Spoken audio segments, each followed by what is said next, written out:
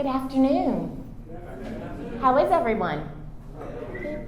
Thank you very much for joining us. I'm Afton Thomas. I'm our Associate Director for Programs here at the Center for the Study of Southern Culture. I am going to give a few announcements and then introduce our speaker and get out of the way. Pulling off the SouthTalks series takes a few key players. Thank you to the Center's Communications Specialist, Rebecca Locke-Cleary, for helping us spread the word, Sheila Ricketts for creating graphics and event support. She is one of our Southern Studies Masters students. Greta Kashanina, who is recording our SouthTalks and editing them and putting them up on the Center's YouTube channel. So thank you to everyone that helps make SouthTalks happen. Next week, our SouthTalk speaker is Dr. Susan Gaunt Stearns. She's a University of Mississippi history professor. In this talk titled, When the South Was West, the Mississippi and the Founding of the Nation, Stearns, I'm talking about her, there she is, right there. Stearns explains why understanding the controversy over the Mississippi, why it mattered and how its meaning changed over time is a necessary precursor to understanding the place of the future Deep South within the American Republic. This talk takes place next Wednesday, October 2nd, at noon here in this room. Now, to introduce today's speaker, who will continue with the Center's theme. Our theme this semester and next is Southern Environments, to discuss an example and maybe an all too familiar situation of a built environment that impacts many people in Atlanta due to decisions made by a select few. Chuck Steffen is a retired historian who spent 40 years teaching at Murray State University and Georgia State University. He has written on various topics from U.S. labor politics in the early national era to the politics of homelessness in the neoliberal era. His books include The Mechanics of Baltimore, Workers in Politics in the Age of Revolution, from 1763 to 1812, From Gentlemen to Townsmen, The Gentry of Baltimore County, Maryland, 1660 to 1776, and Mutilating Khalid, The Symbolic Politics of Female Genital Cutting. Toward the end of his classroom days, Steffen became interested in viewing the politics of homelessness and housing through a camera lens. Steffen's photography is on exhibit at the Powerhouse as part of the Eisen Center's annual SarahFest, so we were happy to partner and bring them to campus. That exhibition will close tomorrow evening, so hurry up, get there. There's a reception at 5:30 tomorrow evening at the Powerhouse, and Chuck will appear as a part of DACR, which will also happen at the Powerhouse. So you can see him today and support him tomorrow also. Please help me welcome Chuck Steffen.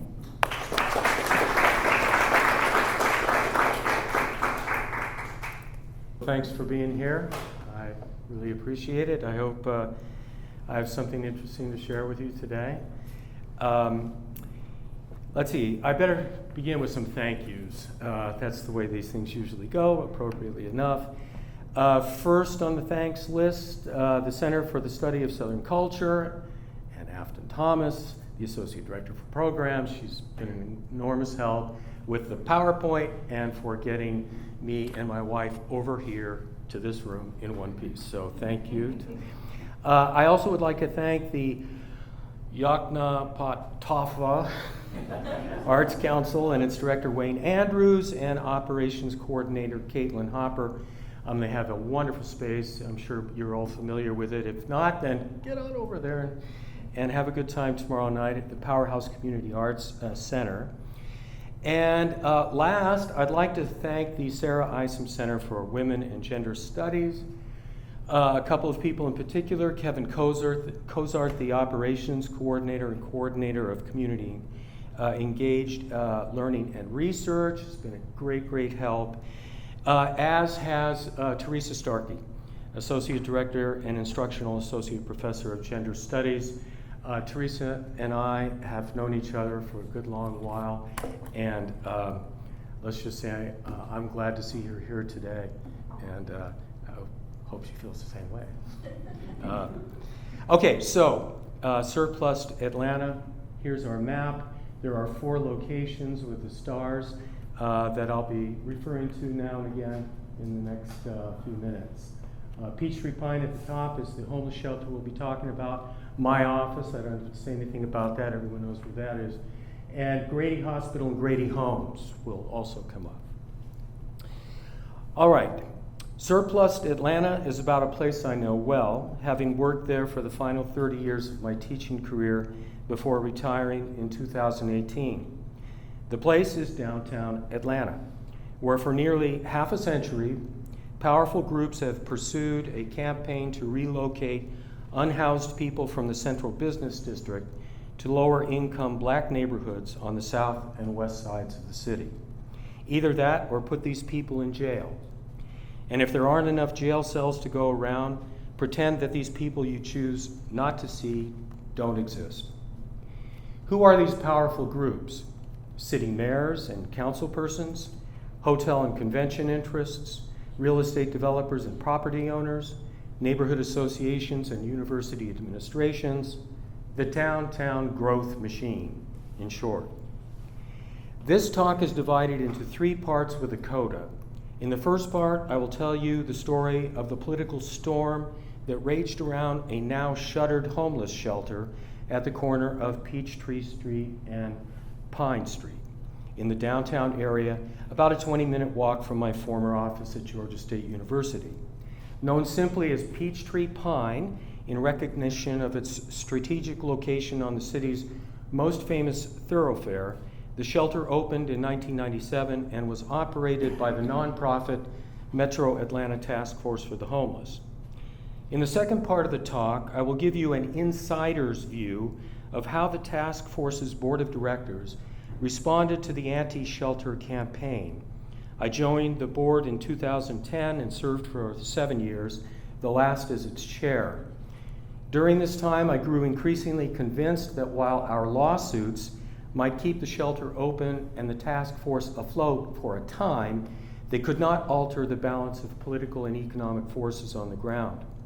I also came to the conclusion that nonprofit organizations like the task force, no matter how well-intentioned, could never be effective agents of real progressive change in the area of homelessness and housing for the simple reason that they were entirely dependent on wealthy donors, philanthrocapitalists, and neoliberal governing regimes to pay their bills. In the third part of the talk, I will situate the story of Peachtree Pine in the broader context of the spatial dynamics of capitalist urbanization following the Second World War. During this period, the central business district was torn down and rebuilt in successive waves of creative destruction in an effort to promote what city boosters called downtown revitalization. Here, I will let the photos do most of the talking. They will show you how the downtown built environment was reconfigured around the needs of motorists, how public housing was destroyed to make way for gentrification in the form of mixed-use developments, and how the subprime mortgage crisis and ensuing recession hurt black homeowners and gutted large swaths of black neighborhoods on the west side of Atlanta. What emerged from this storm of creative destruction was a built environment tailor-made for homelessness. I'll wrap up the talk with a photographic coda of portraits I took of some of the people I came to know at the shelter who were generous enough to collaborate with me in creating images that speak. So, part 1, the Battle of Peachtree Pine. My time on the task force's board of directors gave me a front row seat on the conjoined crises of homelessness and housing, which were engulfing cities across the advanced capitalist world at the turn of the century.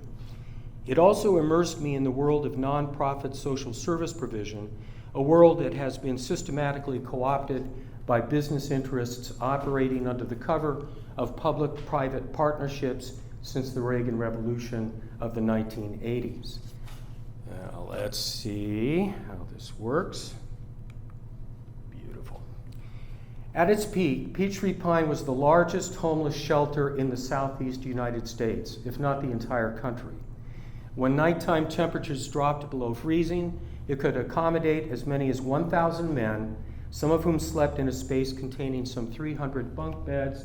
And the portraits you see here were taken during daytime hours when that section of the shelter was off limits, and you can see the bunk beds. And here's some of the more of the folks. Others slept as best they could in plastic chairs squeezed into an overflow area called the garage. The term was a holdover from the old days when the 100,000 square foot building housed a car dealership and repair shop. More than 90% of the men who sought shelter at Peachtree Pine were African Americans. Everyday life at the shelter was a constant swirl of comings and goings, a mix of friendship and conflict and chest bumping, punctuated by frequent visitors from the EMS to deal with medical emergencies. So, some of what you might find there.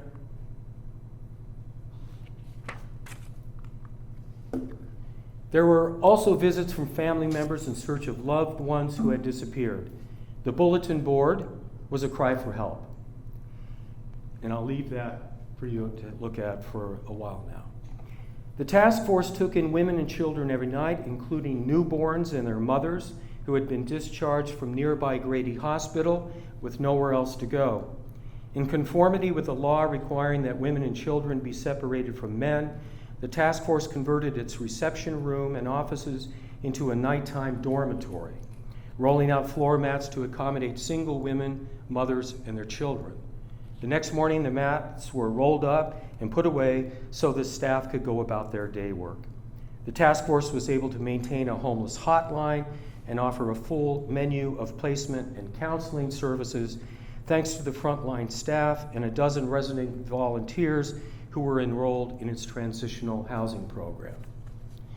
The shelter operated in the middle of an area primed for gentrification and upscale commercial development. Peachtree Street is the historic corridor of power and privilege in Atlanta, the Miracle Mile, as the city's Chamber of Commerce proudly boasts. Emory University's Midtown Hospital was just across the street from the shelter. The glitzy Fox Theater was only a few blocks away. And beyond that lay trendy Midtown and exclusive Buckhead, the latter famous for its showcase mansions, state-of-the-art lawn care, and the Georgia governor's official residence. This spelled trouble. From the first day Peachtree Pine opened its doors, the governing regime, as sociologist Clarence Stone called it in his classic study of Atlanta politics, mobilized to shut it down and declared the task force persona non grata.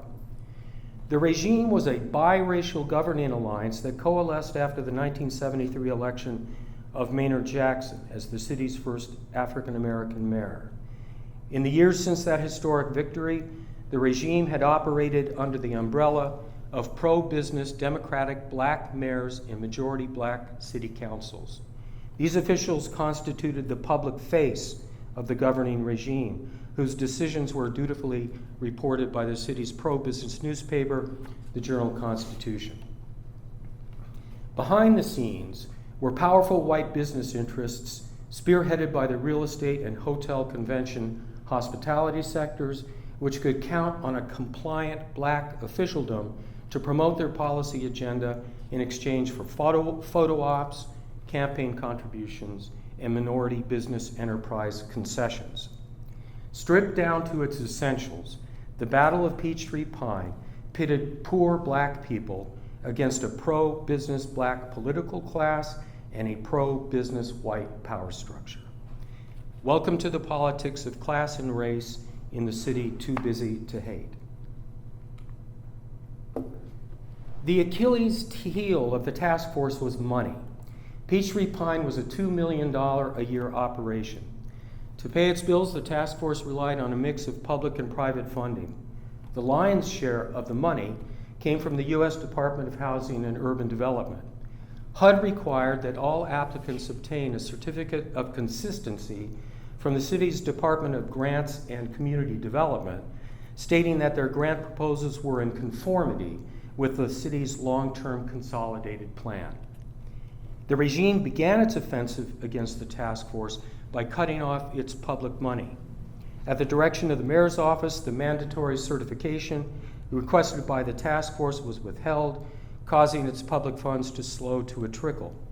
The flow of federal money stopped altogether in 2007 due to a decision made by the Tri-Jurisdictional Collaborative on Homelessness.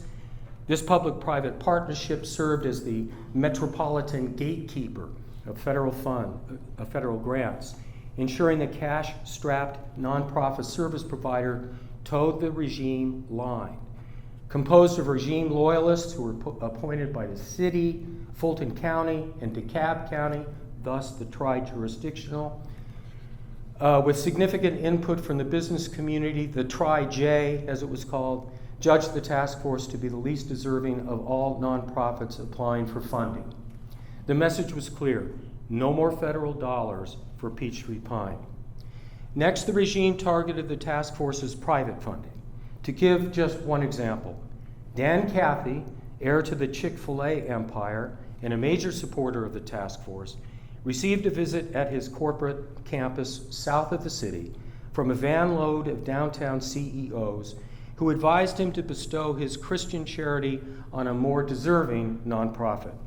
Inasmuch as Chick-fil-A was the sponsor of the annual Peachtree Bowl, a gridiron classic played at the downtown Georgia Bowl, and an advertising bonanza for Chick-fil-A, Cathy had a strong financial interest in maintaining a cordial relationship with the regime. In short order, the task force lost one of its biggest private donors. Another clear message: corporate moguls should steer clear of the task force if they wanted to do business in downtown Atlanta.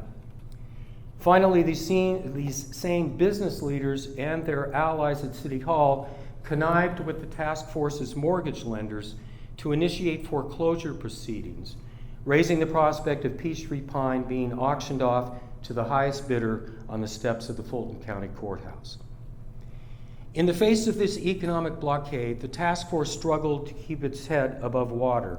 It fell further and further behind on its mortgage payments. It could no longer pay its staff on time or at all.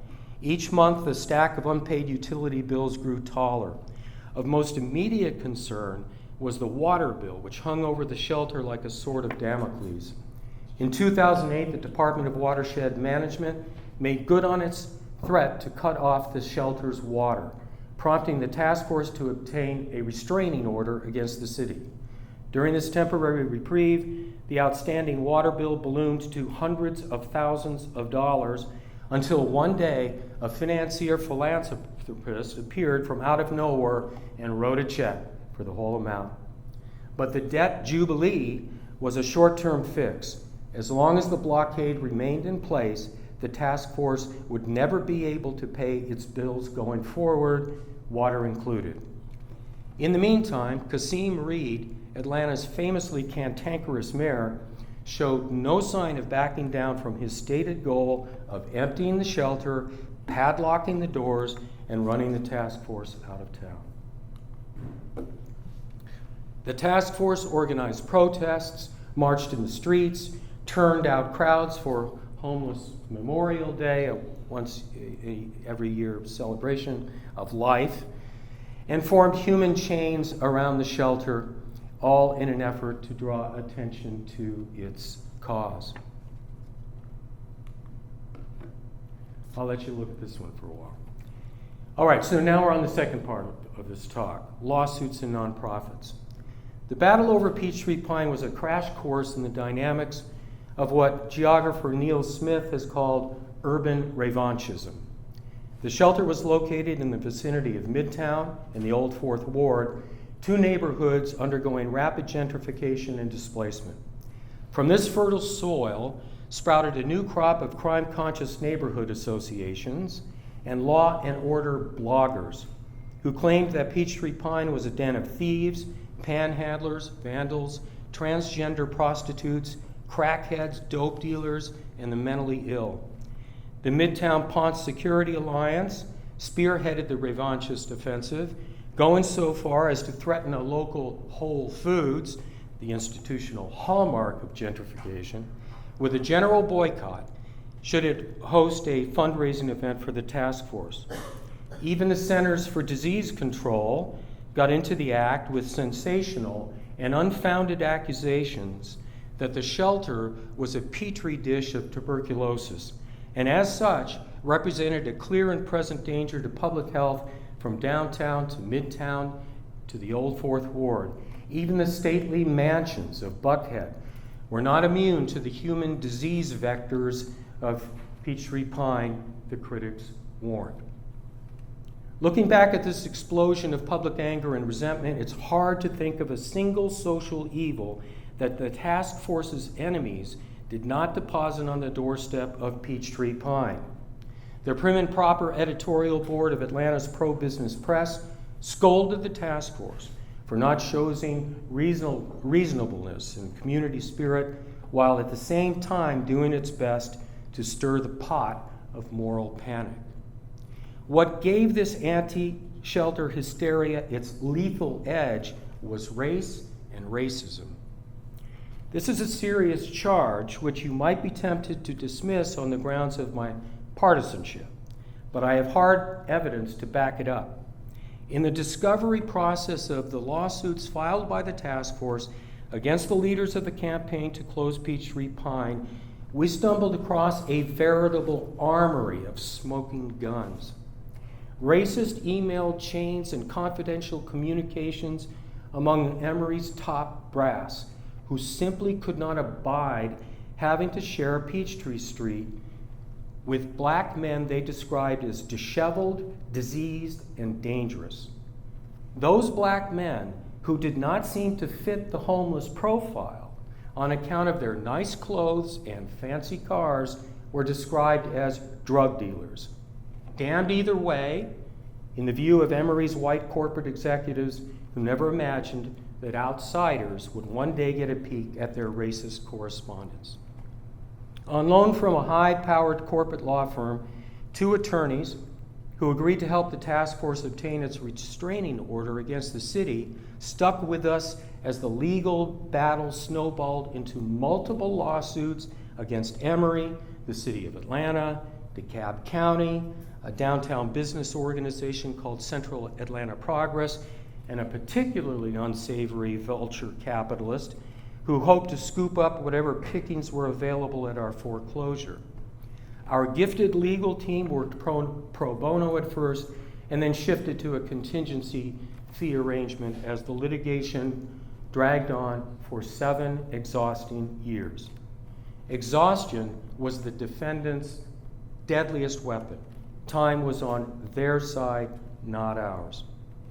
We accused the parties arrayed against the task force of engaging in tortious interference with our business operations, and, as I have mentioned, amassed enough incriminating evidence in discovery to guarantee a public outcry, should it ever be revealed in open court. Few institutions in Atlanta are as mindful of their liberal and squeaky clean image as Emory.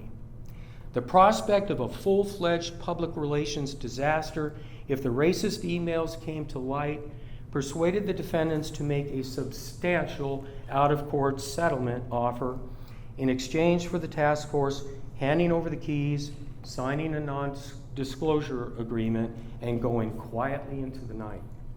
Our lawyers gave us an ultimatum: sign it. If you don't, we'll pull out of the case and you'll be on your own.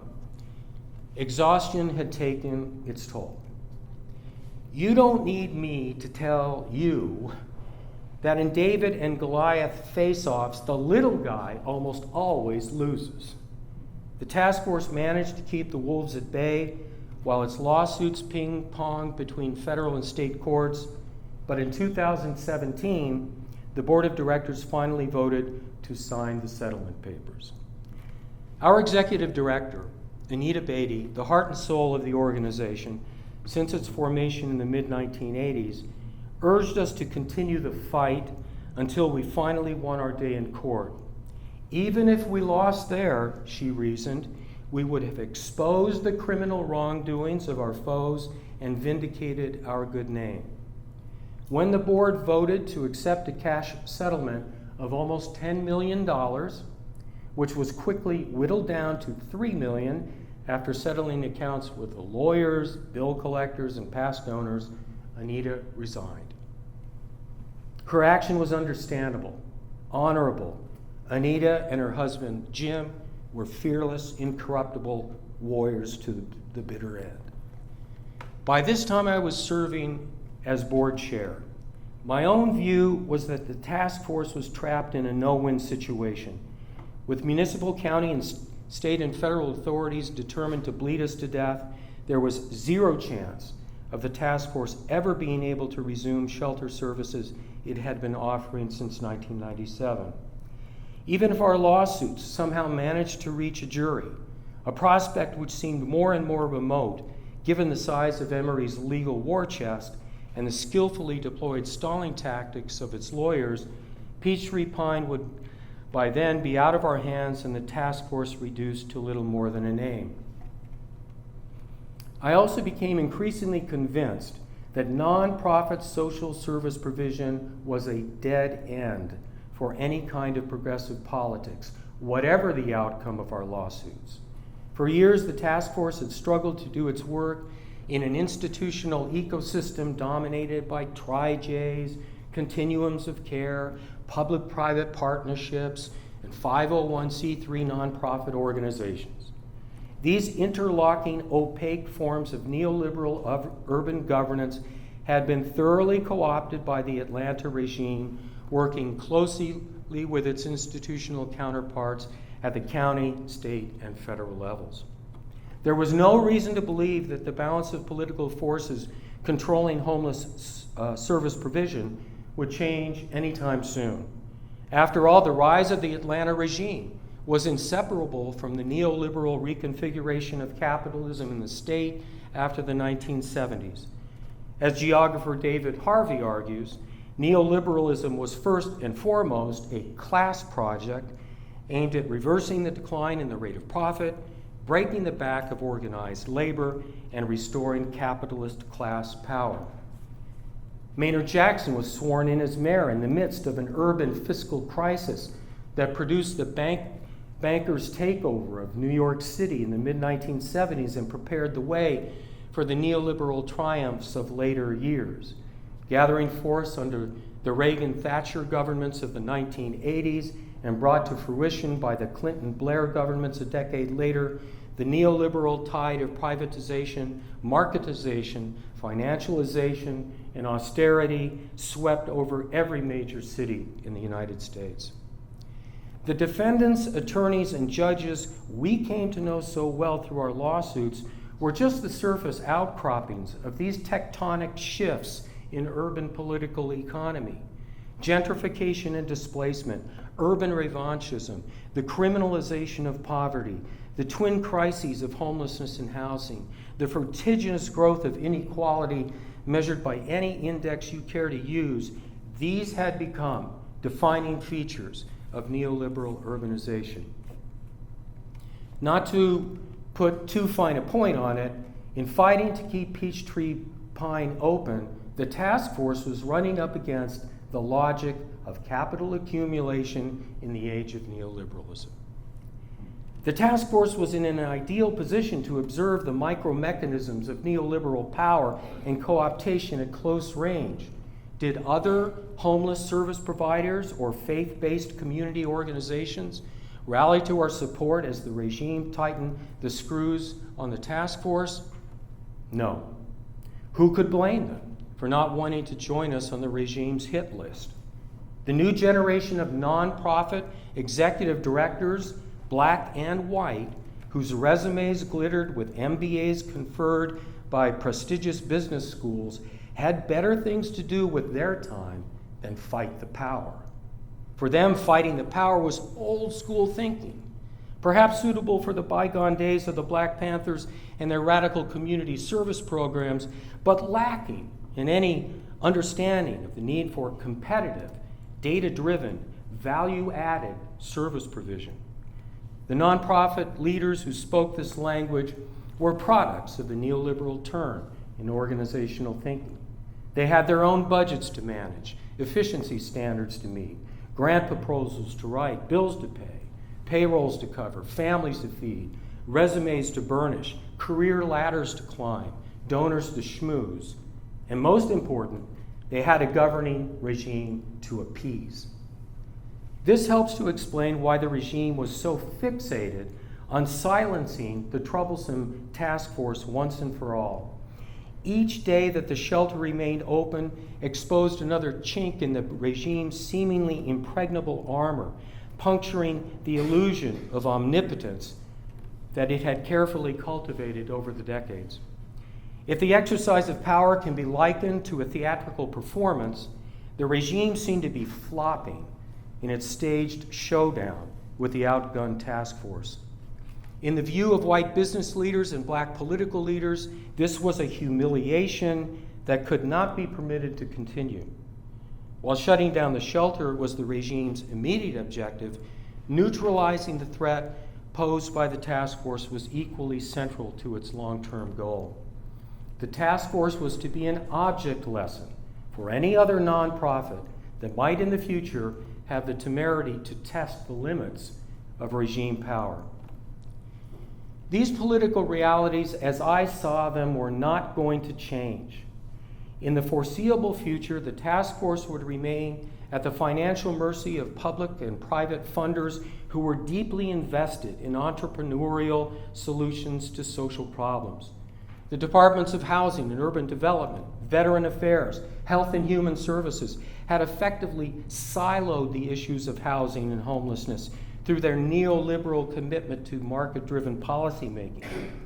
Millionaire do-gooders and philanthrocapitalists sprinkled their well-publicized donation on compliant charities that embraced the virtues of value-added service provision. The central assumption around which this funding system revolved was that business interests, in partnership with leading community stakeholders, could solve both the housing and homeless crises while leaving the foundations of the capitalist political economy intact. In the real world of nonprofit social service provision, financial dependence and political independence were a contradiction in terms. Given the power structures that controlled the flow of dollars earmarked for homelessness and housing, all 501c3s, C3 charitable organizations had to make a hard choice between service provision and political activism, between fundraising and hell-raising. In the age of neoliberal capitalism, any nonprofit service provider that attempted to straddle the fence would either run afoul of the governing regime and suffer the fate of the task force, or fall victim to political co-optation. The latter was the path of least resistance chosen by the nonprofit sector as a whole. The best path forward, I believed, was for the task force to withdraw from social service provision altogether, cut its budget to the bone, and use whatever remained of the rapidly dwindling settlement money to fund mobilization, advocacy, and direct action for progressive housing policies along the lines of what just a few days ago Alexandria Ocasio-Cortez and Tina Smith set out in their recent call for social housing. A militant housing organization with $3 million in the bank might be a force to be reckoned with. It probably won't surprise you to learn that the task force and its liberal biracial board had no interest in such a radical makeover. I pitched my anti-capitalist fight the power proposal because it made sense to me, not because I labored under any illusion that my heterodox ideas or modest powers of persuasion would carry the day. The task force continued to deliver stripped-down services until the settlement money ran out a few years later. I was gone by then, having resigned in late 2017. Nowadays, I do my best to avoid the empty building at the corner of Peachtree and Pine. with its padlocked doors, boarded up windows, and tortured history. It now belongs to Emory, which was the plan all along. But there's no avoiding homelessness. It's everywhere you look in downtown Atlanta. Okay, so now we're going to move to the third part of this talk, the built environment of homelessness. Now I want to turn to the built environment, how it came to be what it is, and why it forms such an ideal environment for the production and reproduction of homelessness. I'm going to try to give you a sense of the material transformation of the city through the photographs I've taken rather than continue lecturing you to death. These photographs are organized around 4 historical spatial transformations. Transformation number 1, the vehicularization of downtown as is evidenced by the kudzu-like growth of parking lots after World War II. So what you see here is a map of parking lots. And if I remember the numbers right, something like 30 to 35% of downtown Atlanta is covered by parking lots. And now, I had this strange aesthetic sensibility, strange political sensibilities, but all equally strange aesthetic sensibilities. I find these structures absolutely exquisitely beautiful in their own way, however regressive their political underpinnings. So here are some pictures that I've taken over the years, kind of giving you a sense of Atlanta as a, paved paradise of a parking lot. If you're of a certain age, you remember that one. Okay, so I think that's.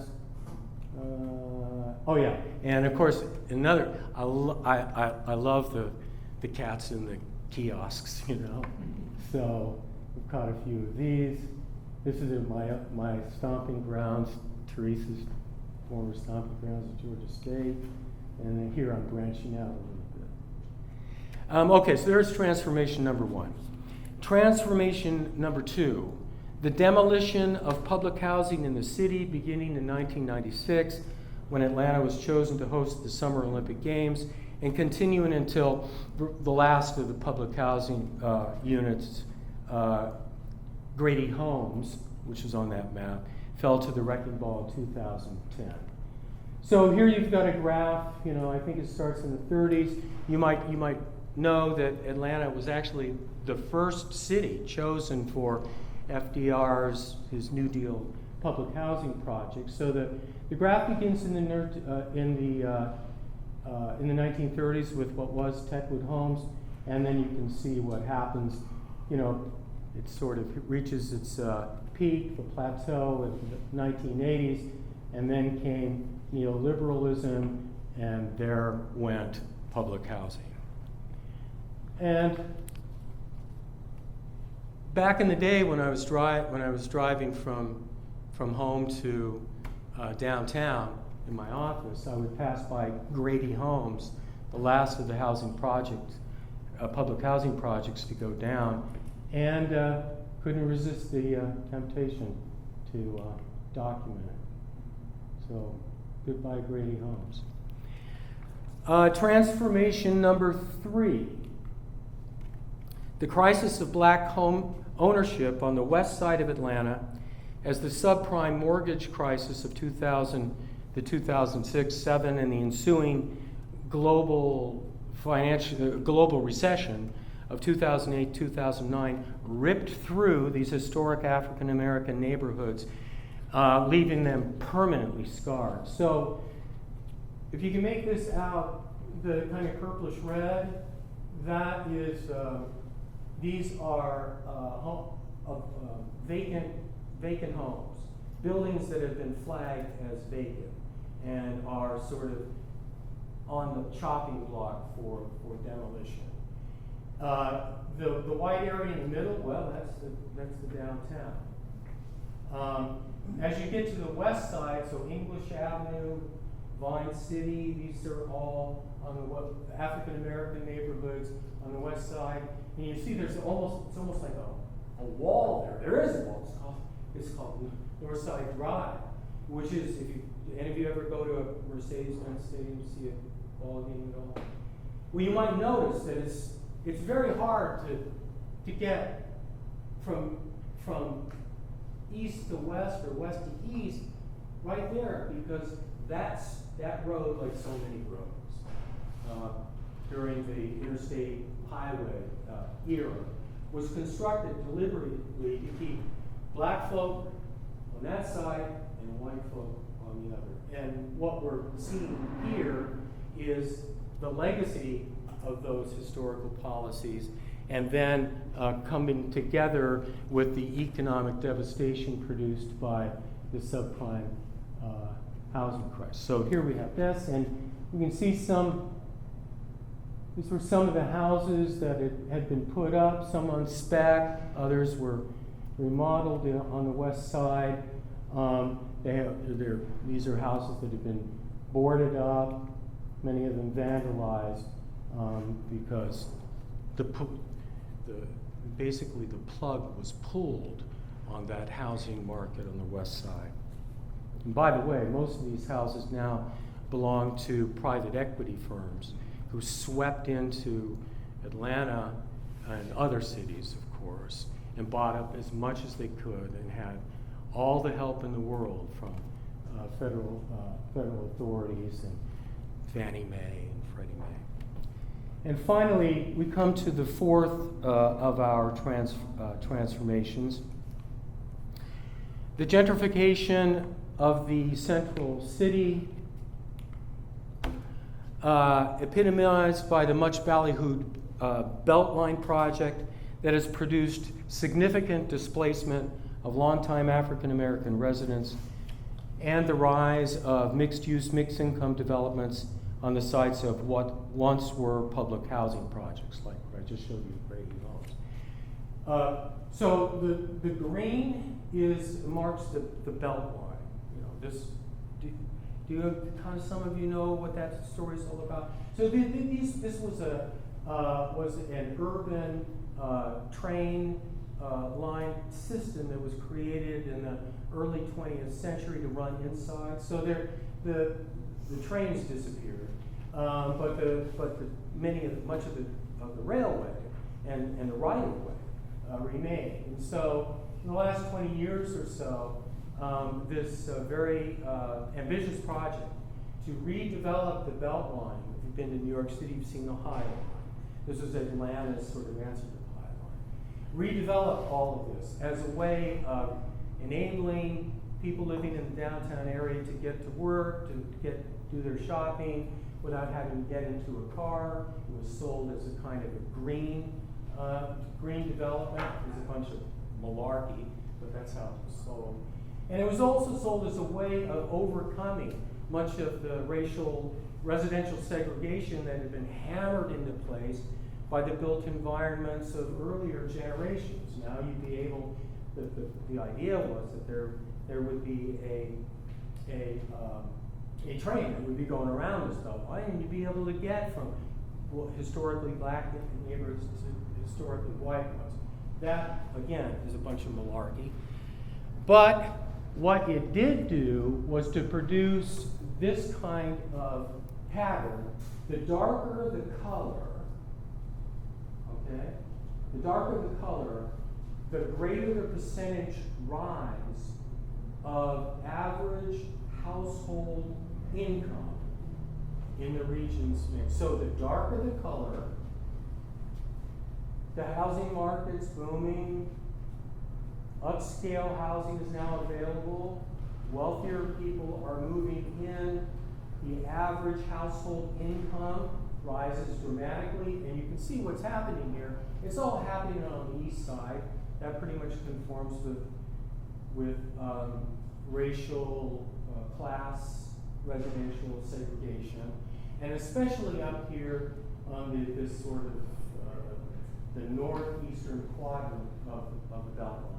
This is where Ponce is. If you've been to the Ponce City Market, you'll know that it's all kinds of high-end developing go there. So there have been definitely winners. If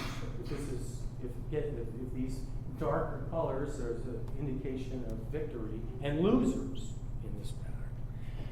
And so, let me see. So these are some of the new developments. This development here, you can see a project funded by the American Recovery and Reinvestment Act. That was Obama's initiative in the face of the recession. And I took that photograph on what had been Grady homes and was now being redeveloped. And these are some of the new construction that went up in its place. So these are, if you want to get a 1-bedroom, 2-bedroom apartment for somewhere north of $2,000 a month, I can show you where to go. So those are the 3 sections of the talk. I'm going to show you just some portraits. These are portraits that I took of some of the men I came to know and who very generously agreed to collaborate with me on producing images that might speak to someone. It's interesting, they were taken in 2 different places. As I think I mentioned, this 100,000 square foot building was once upon a time in the early 20th century a car dealership and whatnot. And so, and it had been repurposed a number of different times. There was one part that was repurposed into a dark room, a big dark room. So I set up some lights and shot some photographs in there. And another part that was set up as a weight room. So some of the photographs are taken there. Thank you very much. I really do appreciate it. And if I have a website, chucksteffenphotography.com. There's a number of galleries, and many of the galleries have accompanying essays. Most of these photos you will find on the gallery called Surplus Atlanta, if you'd like to have another look at it. And maybe I'll see you tomorrow over at the Tower. All right, thank you very much.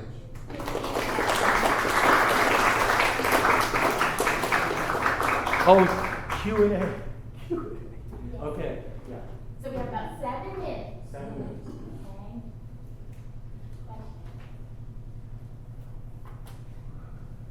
Can you repeat the question? Okay, yeah. If I could put it in my own words, I've kind of been beaten up on the nonprofits here, saying that that you're not going to get any progressive reform coming out of nonprofits. But the fact of the matter is that the United States is a kind of a market society. It's kind of at the, am I getting this right? It's at the core of what we are. So what do I think that the solution is? What would I recommend? If nonprofits are off the table, what great ideas do I have? I don't know. I have no idea. No, I put it this way. I would say that the first thing we need to do if we're interested in genuine radical political change is we have to be prepared to say that it is an anti-capitalist struggle. You want to know what the cause of homelessness is? Capitalism. I know it's an over-exaggeration, right? Of course it is. But if I ask you, in one word, what's the cause of homelessness? Some of you might say drug addiction, some of you might say mental health questions, some of you might have a more historical thing. But in one word, I'd say capitalism, for my money, this is the best word you could come up with. Now, how do we get from where we are today, where to say what I just said, I mean, thank God I'm retired, because otherwise I'd be fired. Yeah, it's a real tough one. It's a real tough one.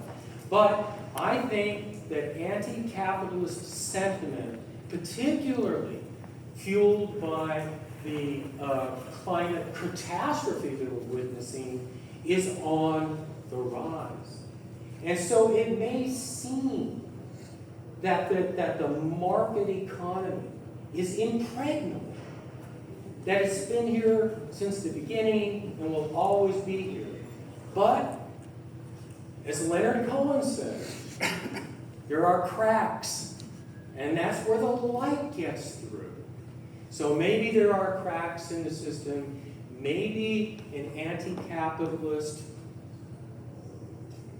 struggle in areas like homelessness and housing will have some kind of purchase, get some kind of traction. That's the best I can tell you. It's a fantastic question. You pick the one question again, it's the hardest one. Yes? This is a great presentation, and I love all the theory. And I'm wondering, with all your connections to these men who are living at Peachtree, what were their diagnosis of the problem of the situations they were facing and why the housing center was going away? Like, were they in tune with the larger political ramifications, or did they just view it as change? This is the answer to this question goes to your question.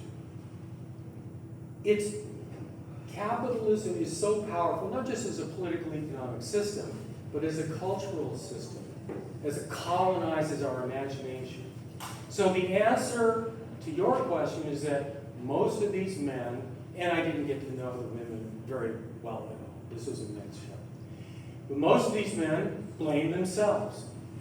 They blame themselves. It was living in their shoes was just 24 hours a day of thinking that you were worthless. And that is, I think, testimony to the cultural power, psychic power of capitalism. Thank you. There's a class.